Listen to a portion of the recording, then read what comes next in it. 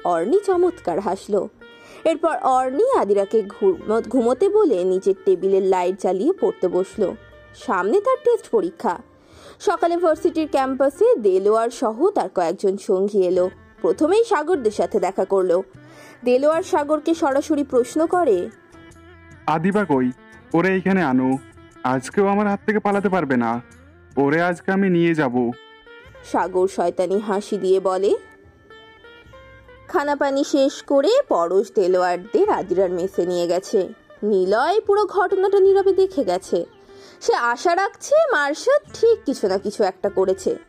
অপরদিকে রবিন আড়াল থেকে দেলোয়ারদের দেখে মার্শাদকে গিয়ে জানায়। মার্শাদ বাঁকা হেসে বলল, আজ মিষ্টি বিতরণ হবে, সাগরও তো ক্যান্টিনেই আছে, চল। সালিমকে বলেছিলি 5 কেজি মিষ্টি আনতে।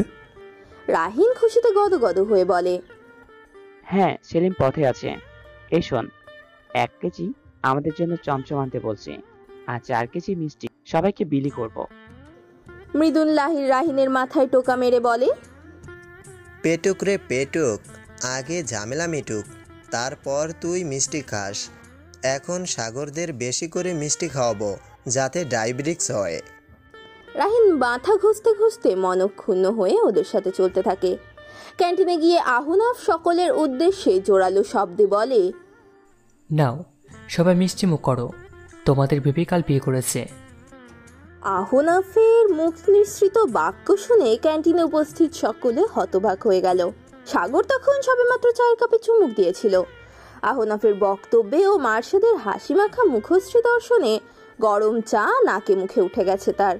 নিলয় মুখ বিকৃত করে হাসি কন্ট্রোল করে সাগরকে পানি দেয়।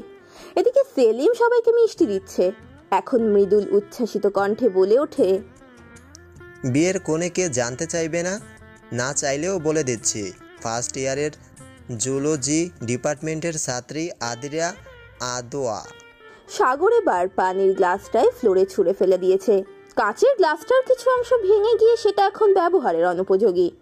মার্শাদ সাগরের হতভম্ব মুখাবয়ব দেখে বড়ই তৃপ্তি পেল। ওরা 5 জন গিয়ে সাগরদের পাশের টেবিলে বসলো। মার্শাদ হেসে বলল, আমাকে অভিনন্দন জানাবি না? কাল রাতে মনে হলো বিয়েটা ছেড়েই ফেলি। আরে কত হারাম সম্পর্কে থাকবো। সাগর রাগে শোকে স্তব্ধ হয়ে গেছে। মার্শাদ আবারও বলল, কাল দাদি আর ফুপির সাথে কথা বলার পর আমার মনে হলো আমার জীবনে খুব আপন কাউকে আনা উচিত, আর তারাও চাচ্ছিলেন আমি বিয়ে করি, তাই করে ফেললাম। সেলিম, সাগরকে 1 পিস মিষ্টি বেশি দিস। মার্শাদরা ক্যান্টিন থেকে মিনারের কাছে যাওয়ার জন্য অগ্রসর হয়। মার্শাদের বিয়ের খবর তুফানের গতিতে ক্যান্টিন থেকে পুরো ভার্সিটিতে ছড়িয়ে পড়ে। সামিরার কানে কথাটা যাওয়া মাত্র সামিরা হতবাক হয়ে যায়। তার এখন নিজের কানকেই বিশ্বাস হচ্ছে না। গতকাল রাতে তার কাকিমণির কাছ থেকে মার্শাদের রিজেক্টের কথা শুনে রুমে ভাঙচুর করেছে, আর আজ সকালে এসে মার্শাদের বিয়ের খবর শুনে তার নিজেকে ভিনগ্রহের প্রাণী বলে মনে হচ্ছে। সামিরার কাছে হুট করে মনে হলো খবরটা গুজবও হতে পারে। সাগরকে ফোন করলে সাগর তাকে বলে, একটু আগে আদিরার মেসে গিয়ে দেলোয়াররা ফিরে এসেছে। মেসে গিয়ে আদিরার আত্মীয় পরিচয় দেওয়ার পর দেলোয়ার জানতে পারে কাল রাতে আদিরা তার এক ফ্রেন্ডের বাড়িতে গিয়েছে, আর মার্শাদ বলেছে সে নাকি আদিরাকে বিয়ে করেছে। সবটা কেমন উল্টে গেল। দেলোয়ার এখন রাগে ক্ষোভে ভার্সিটি গেটে আসছে। দেলোয়ার এখনো জানে না আদিরার যে বিয়ে হয়েছে। সামিরা হতবাক হয়ে সস্থানে বসে পড়েছে। দেলোয়ারের সাথে সাগরদের ভার্সিটির গেটে দেখা হলে দেলোয়ার চিৎকার করে কয়েকটা অশ্রাব্য উক্তি নিঃসৃত করে বলে, কই আদিরা? ওই মেসের হেড কইল ও নাকি রাত্রে কোথায় গেছে। তুই কইছিলি আদিরা আমি ওইখানে পাবো, তাহলে কই আদিরা? তোরা আমার সাথে বাটপারি করিস? নিলয় জিভ দিয়ে ঠোঁট ভিজিয়ে বলল, কাল রাতে আদিরা বিয়ে করেছে। একসাথে 2টা প্ল্যান করেছিল, যার কারণে আরেকটা ভেস্তে গেছে। দেলোয়ার নিলয়ের শার্টের কলার ধরে চোখ মুখ শক্ত করে বলে, কি কইলি তুই? আবার ক। পরশ জলদি এসে নিলয়কে দেলোয়ারের হাত থেকে ছাড়িয়ে নেয়। নিলয় আবার বলে, বিশ্বাস না হলে আপনি ভার্সিটির যে কাউকে জিজ্ঞাসা করতে পারেন। আদিরার হাজবেন্ড এই ভার্সিটির ভিপি। আপনি আরেকটু আগে আসলেই আদিরাকে পেতেন হয়তো। দেলোয়ার রাগে দেয়ালে লাথি দেয়। সাগররা দেলোয়ারকে মার্শাদের কাছে নিয়ে যায়। দেলোয়ার সেখানে গিয়ে চিৎকার করে অশ্রাব্য গালি দেয়, তারপর বলে, কার সাথে আদিবার বিয়া হয়েছে? সামনে আই দেখি, কত বড় বুকের সাহস। মার্শাদ শীষ বাজিয়ে পকেটে দুহাত পুরে দেলোয়ার সামনে এসে দাঁড়ায়, তারপর বলে, আমি আদিরার হাজব্যান্ড।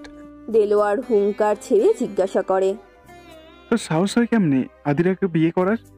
কোন সাহসে তুই ওরে বিয়ে করেছস? মার্শাদ দেলোয়ারের শার্টের কলার ছেড়ে দিয়ে হাসি মুখে বলে, যে অধিকারই করি সেটা একান্ত আমার ও আদিরার ব্যক্তিগত। তাছাড়া শ্বশুর শাশুড়ি থেকে আগে থেকে অনুমতি একবার নিয়েছিলাম। এখন সে আমার বউ আর ওরা আমার পরিবার। তাই তুই আমার পরিবারের দিকে চোখ তুলো তাকাবি তো তোর ব্যবসা তোর বাপের ব্যবসা সব লাটে উঠবে। কাল রাতেই সাতক্ষীরাতে আমি আমার পরিচিত পুলিশ ফোর্স পাঠিয়ে দিয়েছি। আর বর্ডারে তোর চোরা কারবার ধরার জন্য পুলিশ বসে আছে। খবর নিয়ে দেখ তোর ট্রাক বর্ডারে ধরা পড়েছে। আর সাতক্ষীরা থেকে আমার শ্বশুর শাশুড়িকে পুলিশ ফোর্স সসম্মানে ঢাকাতে নিয়ে আসবে। আর দোকান বাজার সব তোর বাপের কাছেই পরে বিক্রি করবে। আর সেটা করাবে পুলিশ ফোর্স নিজ দায়িত্বে। আর অতি শীঘ্রই তোর বাপ তার গদি হারাবে, কারণ তোদের কিনে রাখা পুলিশ অফিসারকে বান্দরবন ট্রান্সফার করা হবে। তখন কি করবি? দেলোয়ার সহ সবাই হতভম্ব হয়ে মার্শাদের দিকে তাকিয়ে আছে। দেলোয়ার তড়ি ঘড়ি করে ট্রাকের চালককে ফোন করলে ফোন বন্ধ পায়। তারপর ট্রাকের হেল্পারকে ফোন করে সেটাও বন্ধ। অস্থির হয়ে দেলোয়ার কি করবে দিশা পাচ্ছে না। মার্শাদ সহ আহনাফরা ঠোঁটের কোণে বাঁকা হাসি এঁকে দেলোয়ারের চিন্তায় অস্থির মুখশ্রী পর্যবেক্ষণ করছে। এদিকে সাগর খানিকটা পিছিয়ে গিয়ে কাউকে ফোন লাগায়। প্রতি বৃহস্পতিবার দুপুর 12টার আগে চোরাই কারবার বর্ডার ক্রস করে ভারতে প্রবেশ করে। বুধবার রাতে বর্ডার ক্রস করে। অপর পাশ থেকে রাহুল আমিন ফোন রিসিভ করলে সাগর তাড়াহুড়ো করে জিজ্ঞেস করে, এমপি সাহেব, বর্ডারে কি কাল আপনার কোনো ট্রাক গিয়েছে? রাহুল আমিন সবে নাস্তা শেষ করে তার বাগানে চা নিয়ে পত্রিকা হাতে বসেছেন। ঘড়ির কাঁটায় বেলা 9টা। রাহুল আমিন কড়া লিকারের চায়ের কাপে আয়েশ করে চুমুক দিয়ে বলেন, হ্যাঁ, এই তো রাত 3টায় বের হয়েছে, এতক্ষণে বর্ডারে থাকার কথা। সাগর হকচকিয়ে বলে ওঠে, খোঁজ নেন এমপি সাহেব। প্রতি বৃহস্পতিবার বর্ডারে গার্ড কম থাকলেও আজকে কড়া নজরদারি চলছে। রাহুল আমিন চায়ের কাপটা টেবিলে রাখেন, কপাল কুঁচকে জিজ্ঞেস করেন, মানে আজকে কড়া নজরদারি থাকবে কেন? কারণ মার্শাদ বর্ডারে পুলিশ ফোর্স পাঠিয়েছে। আপনার পরিচিত যে আছে বর্ডারে, সেও আজ কিছু করতে পারবে না। রাহুল আমিন সাগরের প্রতি উত্তরে চিন্তিত স্বরে বলেন, খোঁজ নিয়ে দেখি। এই বলে তিনি ফোন কেটে তার অ্যাসিস্ট্যান্টকে ফোন করেন। হ্যালো খোরশেদ, বর্ডার খোঁজ নেই। খোরশেদ নামক ব্যক্তিটি অশুদ্ধ উচ্চারণে সালাম দিয়ে বলেন, জি স্যার, এখনই নিতাসি। কিছুক্ষণ পর দেলোয়ারের বাবা গ্রাম থেকে ফোন করে দেলোয়ারকে হুঙ্কার ছেড়ে কয়েকটা অশ্রাব্য শব্দ নিঃসৃত করে বলেন, তোর ট্রাক যে বর্ডার ধরা পড়েছে তুই জানোস? এখন কি হইব? তোর জন্য আমার চেয়ারম্যান পদ নড়বড়ে অবস্থা। গ্রামে আহাত ব্যাপারী বাড়িতে পুলিশ আইছে, ও করে ঢাকা নিয়ে যাইতো। ওই পুলিশরাই এখন আমার বাড়ির উঠানে বইসা রয়েছে। তোর চোরা কারবারের জন্য এখন হেরা আমার হিসাব খাতাও দেখবো। তুই এক্ষুনি সাতক্ষীরা আসবি। দেলোয়ার তার বাবার কথা শুনে মার্শাদের দিকে হতভম্ব দৃষ্টিতে তাকায়। মার্শাদের বাঁকা হাসি দেলোয়ারের হৃদয়ে কাটার মতো বিঁধছে। দেলোয়ার সেখানে আর এক মুহূর্তও দাঁড়ায় না। দেলোয়ারের সাথে সাগররাও চলে যায়। নিলয় যাওয়ার আগে মার্শাদের দিকে তাকিয়ে একটা নীরব হাসি বিনিময় করে চলে যায়। রাহুল আমিনের মৌসুমি ফলের সাথে ড্রাগ বোঝাই করা ট্রাকটা বর্ডারে আটক হয়েছে, সেটা আবার মিডিয়াতেও ছড়িয়ে পড়েছে। রাহুল আমিনের অ্যাসিস্ট্যান্ট এই খবর রাহুল আমিনকে দিলে রাহুল আমিন টিভি খুলে নিউজ চ্যানেলের হেডলাইন দেখছে। কিছুক্ষণের মধ্যে সাংবাদিকরা যে তার বাড়িতে হাজির হবে সেটা রাহুল আমিনের জানা। নিউজ চ্যানেলের হেডলাইন, এমপি রাহুল আমিনের ফল বোঝাই ট্রাকে 120 প্যাকেট হিরোইন পাওয়া গেছে। ইতিমধ্যে বাড়ির দারোয়ান এসে খবর দিলেও গেটের বাইরে সাংবাদিকরা এসেছে। রাহুল আমিন এবার নিজেকে বাঁচাতে একটা চাল চালবেন। দারোয়ানকে বললেন সাংবাদিকদের বাড়িতে ভেতরে নিয়ে আসতে। সাংবাদিকরা এসে রাহুল আমিনকে একের পর এক প্রশ্নবাণে জর্জরিত করে ফেলেছে। রাহুল আমিন যথাসম্ভব নিজেকে সামলে রেখেছেন। অতঃপর আফসোসের সুরে চেহারায় দুঃখী ভাব এনে সকলের উদ্দেশ্যে বলেন, জানি না কে বা কারা আমাকে ফাঁসাতে চাইছে, কে বা কারা আমার ট্রাকে ড্রাগ রেখেছে। এতদিন ধরে ট্রাক পারাপার হচ্ছে, কখনো এমন শুনেছেন? এটা আমার বিরুদ্ধে ষড়যন্ত্র, কেউ আমার ক্ষতি চায়, আমি ওর জোর তদন্ত করব। এরপর সাংবাদিকরা আরও অনেক প্রশ্ন করেন। কিভাবে এই শহরের উন্নতি করবেন, তার লক্ষ্য কি, বস্তি এলাকায় কি কোনো তহবিল যাবে কিনা, আরও অনেক কিছু। রাহুল আমিন মনে মনে বিরক্ত হলেও তাকে তার এই খবরটা ঢাকতে এসব কিছু করতে হবে। মার্শাদরা ইউটিউবে নিউজটা লাইভ দেখছিল। রবিন অট্ট হাসি দিয়ে বলে, এক ঢিলে দুই পাখি উপকার বন্ধু, ভালোই ফাঁসছে রুহুল আমিন। মৃদুল তাচ্ছিল্য করে বলে, কয়েকটা দিন রুহুল আমিন একটু সমাজ সেবক সাজবে, তার পাপের উপর একটু নামের পুনর্প্রলেপ দিবে। মার্শাদ ভাবলেশীনভাবে বলে, করতে থাকুক সমাজ সেবা। এত এত জনগণের টাকা মেরে যে খাচ্ছে সেগুলো বের করুক। এরপর যখন ওর ফ্যাক্টরি রেড হবে তখন তার এই শুকনো কথায় চিড়ে তো ভিজবে না। রাহিন রম্য স্বরে বলে, এর তো কিরকিটি বলা চাই, বিপদে পড়লে কি অভিনয়, পরশের রং বদলায়। মার্শাদ হাই তুলতে তুলতে বলে, গিরগিটিও এর থেকে ভালো, তবে রুহুল আমিনের ট্রাক ধরা পড়াটা আকস্মিক চমক ছিল। মার্শাদের শান্ত জবাব, একটা ধাক্কা দরকার ছিল, যা মেঘনা চাইতে জলের মতো হয়ে গেছে। এখন সে কয়েকদিন জনসেবা করুক, আমরা একটু জিরি হই। যখন তার মন থেকে সন্দেহ কমবে তখন বাকিরা। বর্ডারে তাকে আরেকবার যেদিন ধরা হবে সেদিন তার কুকর্ম সব জনসম্মুখে আসবে, তখন তার জারিজুরি ক্ষান্ত হবে। হঠাৎ মার্শাদের ফোন বেজে ওঠে। মার্শাদ ফোন নিয়ে দেখে পুলিশের যে টিম সাতক্ষীরাতে আছে সেখান থেকে কল এসেছে। মার্শাদ রিসিভ করে সালাম দিয়ে অপর পাশ থেকে তার জবাব আসে। অপর পাশ থেকে জানায়, আবিদার বাবা তার বাড়িটা বিক্রি করতে চায় না, সেখানে 1 কাঠা জায়গা আছে, আর দোকান ঘরে 8% জায়গা আছে। 8% জায়গা সে বিক্রি করতে রাজি হয়েছে। মার্শাদ সবটা শুনে বলে, তাহলে তাই করুন। গ্রামের মানুষ তার ভিটে মাটি ছাড়তে চাইবেই না, তাদের ঢাকা নিয়ে আসুন। মার্শাদ ফোন রেখে দীর্ঘশ্বাস ফেলে। ভালো, সব সুন্দর চলছিল। একদিনের ভেতর সবটা জলদি জলদি মোড় ঘুরে গেল। তবে যা হয়েছে তা ভালোর জন্যই হয়েছে। যে কাজ আরো 2 বছর পরে করতো সেটা এখনই হয়ে গেছে। আহনাফ ও মৃদুলরা মার্শাদের কাঁধে হাত রাখে। মৃদুল বলে, আমরা সব সময় তোর সাথে আছি, যেখানেই যাব আমরা 5 জন একসাথেই যাব। 5 বন্ধুর একটা হাগ হয়ে যায়। বন্ধুত্ব শব্দটার মূল্য অনেক। নামমাত্র বন্ধুও হয়, আবার আত্মার বন্ধুও হয়। আদিরা নাস্তা খাওয়ার পর থেকে একা একা অর্ণির রুমে বসে আছে। অর্ণি স্কুলে গেছে আর আহনাফের বড় ভাবি তার মেয়েকে স্কুলে নিয়ে গেছে। আদিরা উকি দিয়ে বুঝেছে আহনাফের মা তার নিজের ঘরে আছেন। কাজের মহিলা ঘর পরিষ্কারের কাজ করছেন, সাথে আহনাফের ভাবির নির্দেশনায় পেঁয়াজ, মরিচ, সবজি এসব কেটে রাখছেন। একটু আগেই এসে এই রুমটাতে ঝাড়ু দিয়ে গেছেন। ঘড়ির কাঁটা 11টার ঘরে। বড় ভাবির তার মেয়েকে নিয়ে ফেরার সময় হয়ে আসছে। আদিরা একা একা বসে বোর হচ্ছে, তাই জন্য সে অর্ণির বুকশেলফ থেকে বঙ্কিমচন্দ্র চট্টোপাধ্যায়ের দেবী চৌধুরানী উপন্যাসের বইটা নিল। বুকশেলফে আরও অনেক বই সাজানো রয়েছে। একই সারিতে কপালকুণ্ডলা, মৃণালিনী, দুর্গেশ নন্দিনী, আনন্দমঠ, বিষবৃক্ষ, রবীন্দ্রনাথ ঠাকুরের চোখের বালি, নৌকাডুবি, শেষের কবিতা, যোগাযোগ, সাথে হুমায়ুন আহমেদের বই আছে পরের সারিতে। আদিরা দেবী চৌধুরানী বইটা পড়া শুরু করেছে। প্রায় 40 মিনিট একটানা পড়ে এবার বিরতির জন্য রুমের থেকে বেরোলে তারপর রান্নাঘর থেকে কথা বলার শব্দে সেদিকে গিয়ে দেখে আহনাফের মা ও তার ভাবি একত্রে রান্না করছেন। আদিরা রান্নাঘরের দরজায় দাঁড়িয়ে দেখছে বউ শাশুড়ির সুন্দর জুটি। একজন পাতিলে মাংস কষাচ্ছেন আর একজন পোলাও রান্না করছেন। আদিরা তৃপ্তি নিয়ে দেখছে। আহনাফের ভাবি কাঁচামরিচের বাটিটা নিয়ে পেছনে ঘুরে আদিরাকে দেখে সহাস্যে বলেন, আরে আদিরা, ভেতরে আসো। আদিরা ভেতরে গিয়ে দেখতে থাকে। আহনাফের ভাবি আদিরাকে মনোযোগ দিয়ে দেখতে দেখে হেসে বলেন, মায়ের হাতের বিফ রান্নাটা আমারও অনেক প্রিয়। আমি নিজে রান্না করলেও এত মজা হয় না, তাই আহনাফ যেদিন বাড়িতে আসে সেদিন বিফ রান্না হলে মা করেন। আর রোস্টের জন্য মুরগির পিসগুলো ভেজে রেখেছি, সেটাও আজ রান্না করতে চাচ্ছেন মা। আজ মার্শাদরা সবাই দুপুরে এখানে খাবে। মার্শাদ এলে মা নিজেই রান্না করেন।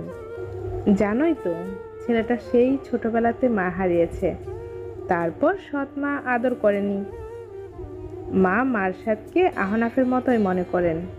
ওদের 5 জনকেই মা অনেক স্নেহ করেন। আচ্ছা, সেসব বাদ দাও, আমি শুধু পোলাও আর চাইনিজ সবজি রান্না করব। তোমার পছন্দ তো? আদিরা মুগ্ধ হলো, ঘাড় নাড়িয়ে সায় দিল। মার্শাদের কথাটা শুনে আদিরার মনের ভিতর এক তীব্র হাহাকার জেগে উঠল। মায়ের পর বড় বোনের মৃত্যুতে সে এখন তার বাবার সাথেও কথা বলে না। আদিরা চায় বাবা ছেলের মধ্যে সব ঠিক হয়ে যাক। আহনাফের মা কড়াইতে ঢাকনা দিয়ে আদিরার দিকে ফিরে বললেন, তোমার সঙ্গে ঠিক করে গল্পই করা হলো না। আজ বিকালে চায়ের আড্ডায় গল্প হবে। তোমার কি কি খাওয়ার পছন্দ?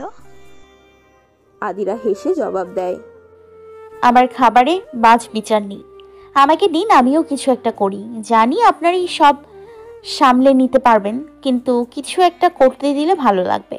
আহনাফের ভাবি বলেন, তোমার কিছুই করতে হবে না মেয়ে, তুমি না বই পড়ছিলে, গল্পের ভেতর ডুবেছিলে, আগে সেটা শেষ করো, আমরা সামলে নেব। আদিরা মুখ ভার করলো সামান্য। তা দেখে আহনাফের মা বললেন, তুমি না হয় কিছুক্ষণ পর শসা আর টমেটো কেটে দিও। আর কোনো কাজ নেই তোমার ভাগে? যাও, বই নিয়ে পড়ো গিয়ে। অন্যের কানেকশনের অনেক বই আছে, মাঝে মাঝে আমিও এনে পড়ি। আদিরা কিছুক্ষণ দাঁড়িয়ে আবারও বই পড়তে চলে গেল। খাবার টেবিলে খাবার খাওয়ার সাথে যুক্ত হয়েছে আড্ডা। আহনাফের মা, ভাবি ও আদিরা খাবার পরিবেশন করছে।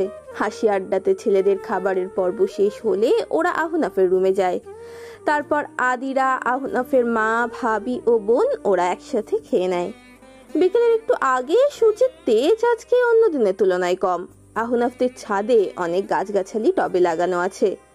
বাড়িটা 3 তলা বিশিষ্ট হলেও ওপর ও নিচের তলা ভাড়াতে দেওয়া। বাড়ির পাশে 2-1টা বড় আম ও কাঁঠাল গাছ আছে। ছাদে একটা দোলনাও লাগানো। আদিরা দেখছিল আহনাফের ভাবি তার মেয়েকে ঘুম পাড়াচ্ছিলেন। তাছাড়া সে অনেকটাই ক্লান্ত। আহনাফের মাও ঘুমাচ্ছেন। আসরের আজান হতে আরো ঘন্টাখানেক বাকি। আদিরা টুক করে ছাদে উঠে গেল। অর্ণিকে আসতে বলেছিল, কিন্তু অর্ণি ম্যাথ মিলাচ্ছিল বলে আসতে পারেনি। ছাদে গিয়ে গাছের ঝুলে থাকা লেবু, করম চা, আমরুজ এসব ধরে ধরে দেখছিল সে। বিমোহিত চিত্তে উপভোগ করছিল সব। অন্যদিন রোদের তেজে এই সময় ছাদে আসাই যায় না। আদিরা একটা পাকা করমচা ছিঁড়ে নিল। গাছগুলো যে আহনাফদের সেটা সে জানে। হুট করে নিজের চোখের উপর কারোর হাতে স্পর্শ অনুভব করতে পেরে মুচকি হাসলো আদিরা। পেছনে চোখ ধরে রাখা মার্শাদ অপেক্ষা করছে আদিরার ভীত কণ্ঠস্বর শোনার জন্য। কিন্তু মার্শাদকে হতাশ করে আদিরা বলে, আপনার স্পর্শ আমায় ভীত করে ঠিকই, কিন্তু সাথে লাজুকতা ভর করে। মার্শাদ আদিরার চোখ ছেড়ে দিয়ে ওকে নিজের দিকে ঘুরায়।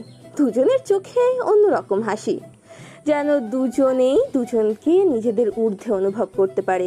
মার্শাদ আদিরার অবাধ্য চুলগুলোকে কানের পিঠে গুজে দিয়ে বলে, আমার এলোমেলো জীবন গুছিয়ে নিও, বড্ড এলোমেলো আমি। তোমার পদচারণায় আমার মনের শহরে আরও তোলপাড় হয়েছে। এখন সব কিছু তোমায় ঠিক করতে হবে মনে হারিনি। আদিরা বিনিময়ে চমৎকার হাসে। তার মনে যা একটু সংশয় কাজ করছিল সেগুলো খাবার টেবিলে সব কেটে গেছে। মার্শাদরা সেখানে পুরো ঘটনাটার বিশদ আলোচনা করেছিল। মার্শাদ বলে, একটা 2 রুমের ফ্ল্যাট নিয়েছি। ফ্ল্যাটে 1 মাস ধরে ফাঁকা ছিল, দেওয়ালে রং করিয়েছিল বলে ভাড়াটা ছিল না। 1 মাস, আর এই মাসেও কেউ ওঠেনি। মাসের প্রায় মাঝামাঝি চলে এসছে। তাও প্রয়োজনে যে পেয়েছি এটাই অনেক। আঙ্কেল আন্টি আনাসকে নিয়ে সেখানে ওঠো, বড় ফ্ল্যাট পাইনি। বিকেলে মাহি আসবে। মাহি আমাকে ভার্সিটিতেই কতক্ষণ কিল ঘুষি দিয়েছে তাকে না জানিয়ে বিয়ে করার জন্য। এটা বলে মার্শাদ হাসতে থাকে। আদিরা বলে, আমাকে এসে কতগুলো দেবে, নয়তো মুখ ফুলিয়ে থাকবে। আচ্ছা, আহনাফ ভাইয়ের সাথে মাহি তো সেদিনের পরে আর কথাই বলল না। আমি কি মাহিকে কিছু জিজ্ঞাসা করব? আমার মনে হয় মাহি আহনাফ ভাইয়াকে পছন্দ করে। মার্শাদ হতাশ স্বরে বলে, তোমার আমার ভাবনা মিথ্যেও হতে পারে। আমি আমার বন্ধুর লুকোনো হতাশা অনুভব করতে পারি। তবে সব থেকে বড় সত্যি, আমি একজনের ভাই। ভাইয়ের সম্পর্কের সাথে বন্ধুত্বের মতো ভাইয়ের সম্পর্কটা এক ধাঁচেই কিছুটা, একটা রক্তের আর একটা আত্মার। আমি তাই ওদের সব বিষয়ে কিছুই বলবো না। সময় নিক, টাইম হেল্পস এভরিথিং।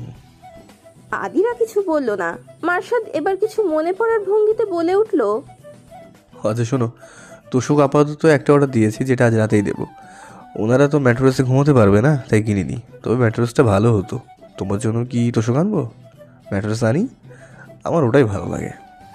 আদিরা বুঝলো মার্শাদের ম্যাট্রেস বেশি পছন্দ। তাছাড়া ওরা বিবাহিত, তাই এখন মার্শাদ চাইলেই আদিরার সাথে এসে থাকতে পারে।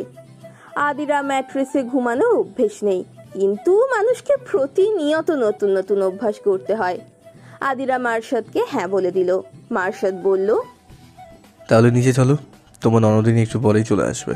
আমিও বিকেলে বেরিয়ে যাব, তুমি আজকে রাত্রে ওখানেই থেকো। আমরা 5 বন্ধু রাতে এখানেই থাকবো। তোমার বাবা মা মনে হয় আস্তে আস্তে অনেক রাত হবে, কারণ ওরা এখনই রওনা করেনি। ঝামেলা মিটিয়ে রওনা করবে। আর কি কি নিত্য প্রয়োজনীয় জিনিস লাগবে বলে দিও। আদিরা কিয়ৎ ভাবলো, তারপর বলল, নিত্য প্রয়োজনীয় কিছুই লাগবে না এখন। আপনি তো আমার মাকে চেনেন না। সে আমাকে যদি মেসে ওঠার জন্য হাঁড়ি পাতিল কড়াই প্লেট সব একটা একটা করে দিয়ে দেয়, তাহলে নিজেরা আসার সময় নিশ্চয়ই নিয়ে আসবে। আপনাকে অযথা খরচ করতে হবে না। এমনিতেও ঢাকা শহরে বাসা ভাড়া অনেক। আমি ভাবছি ভাড়া আমি দিব, কারণ ওরা আমার বাবা মা, আমার দায়িত্ব বেশি। মার্শাদ আদিরাকে বাধা দিয়ে বলে, ওয়েট, কি বলে তুমি এসব? তুমি আমার বউ, তোমার সব কিছু দায়িত্ব আমার। আর তোমার বাবা মায়ের জন্য এটুকু আমি করতে পারবো না? আদিরা মুচকি হেসে মার্শাদের হাত ধরলো। মার্শাদ ভ্রুকুচকে আদিরার দিকে তাকিয়ে আছে। আদিরা বলে, আমি আপনার বউ, তাই একমাত্র আমি আপনার দায়িত্ব হতে পারি, কিন্তু বাবা মায়ের দায়িত্ব আমি নিতে চাই। আর আপনি তো আমার বাবাকে আমার দেনমোহর দিয়েই দিয়েছেন। আমার খুব ইচ্ছে আমার বাবা মাকে আমি নিজের উপার্জনে রাখবো। আপনি রাগ না করে আমার দায়িত্ব নিন, আর আমি আমার পরিবারের দায়িত্ব ভাগাভাগি করে নিলে কোনো কিছুই বোঝা মনে হবে না।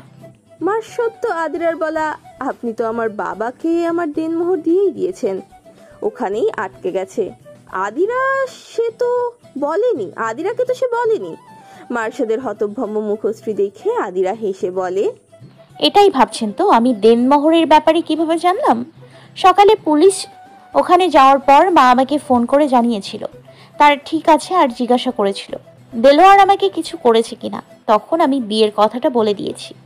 মা তখন আমাকে দেনমোহর দিয়ে কোর্স চুকানোর কথা বলেছে। দুপুরে তো আপনি বললেনই কিভাবে সব করেছেন।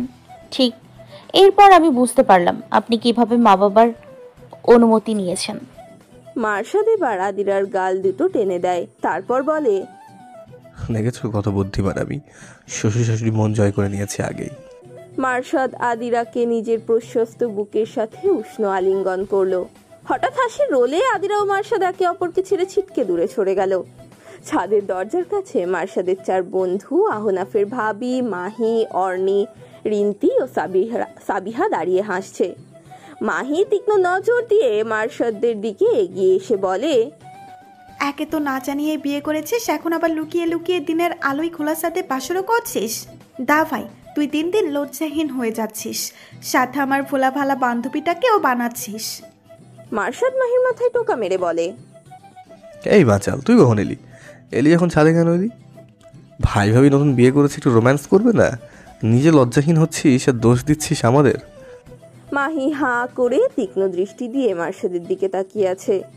আহনাফের ভাবি এসে হাসতে হাসতে বলে, ভাই, তোমার রোম্যান্স করার ইচ্ছে হলে বলতে, আমি নিজে তোমাদের একটা রুম খালি করে দিতাম।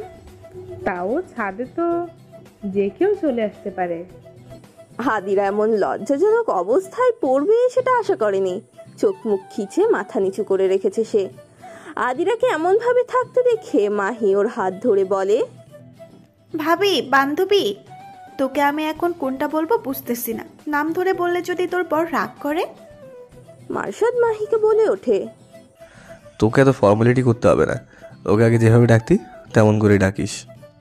মাহি মুখ বাঁকা করে বলে, ইস, তোর কাছ থেকে ট্রিট নেওয়ার এখন আদিরাই উৎস, তাই আমি ওকে ভাবি বলেও ডাকবো যখন তোর থেকে কিছু নেওয়ার হবে। মার্শাদ মাহিকে দৌড়ানি দিলে মাহিও ছুটতে থাকে। ওদিকে একজন মলিন দৃষ্টিতে মার্শাদ ও মাহির খুনসুটি দেখছে। এই একজনটা আহনাফ। মাহি এখনো তার সাথে কথা বলেনি বলে সে মলিন দৃষ্টিতে তার প্রেয়সীকে দেখে চলেছে। মাহি দৌড়তে দৌড়তে আহনাফের ভাবির পেছনে এসে থেমে যায় আর ভাবিকে বাঁচাতে বলে।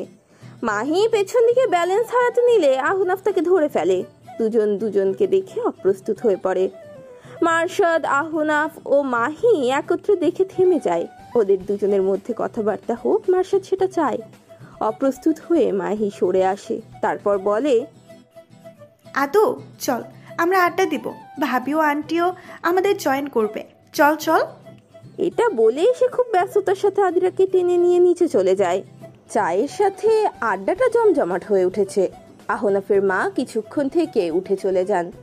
বিকেলের শেষ সময়টা একটু হাঁটাহাঁটি করবেন পার্কে তার স্বামীকে নিয়ে। শাশুড়ির উঠে যাওয়া দেখে আহনাফের ভাবি বলেন, মায়ের সামনে বলতে পারছিলাম না, তা তোমাদের কার কার বয়ফ্রেন্ড আছে? আদিরার তো বিয়েই হয়ে গেল, তো বলো মেয়েরা।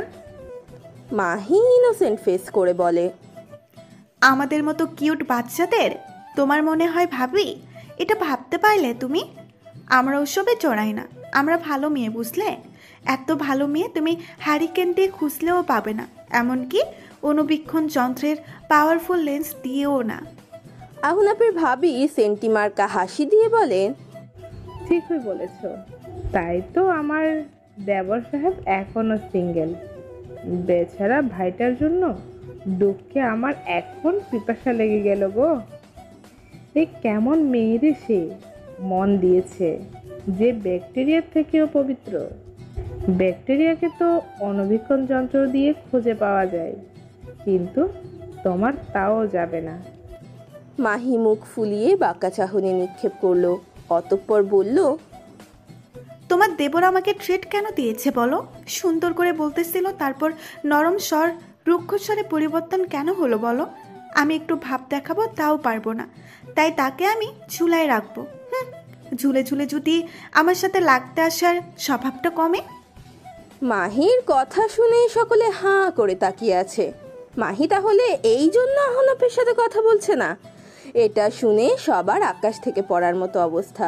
রিন্তি অবাক স্বরে বলে ওঠে, তার মানে তুই আরফান ভাইয়াকে ভালোবাসিস? এইটুকু কারণে তুই তার সাথে কথা বলিস না? মাহি ঠোঁট উল্টে চাইল সকলের দিকে, তারপর বলল, সে আমার সাথে শুধুই লাগতেই আসে, আমার সব কথাই প্যাস ধরে সে। এমনি চললে তো মারামারি করেই আমরা শেষ। উপস্থিত সকলে কপালে হাত দিয়ে সমস্বরে বলে ওঠে। সাবিহা এবার শান্ত কণ্ঠে বলে, আমি এবার সাথে আহনাফ ভাইয়াকে ডাক দিয়ে যেতে বলবো, তারপর তুই যাবি। আজকে তোকে কনফেস করতেই হবে, না হলে তোর একদিন আর আমার যতদিন লাগে। মাহি আমতা আমতা করে বলে, পরে বলবো নে, একটু প্রিপারেশন লাগবে তো। I am not prepared at all.